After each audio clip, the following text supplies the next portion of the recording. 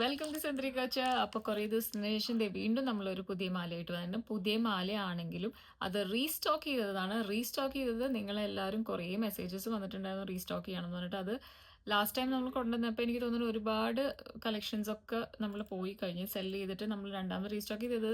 Actually ഇത് third time റീസ്റ്റോക്കാണ്. അപ്പോൾ ഈ കളക്ഷൻ കുറേ പേർക്ക് ഇഷ്ടമായി. ആക്ച്വലി എനിക്ക് ഇത് എൻ്റെ ഭയങ്കര ഒരു ഫേവറേറ്റ് ആയിരുന്നു കേട്ടോ. നല്ല ഭംഗിയുള്ളൊരു കളക്ഷനായിരുന്നു.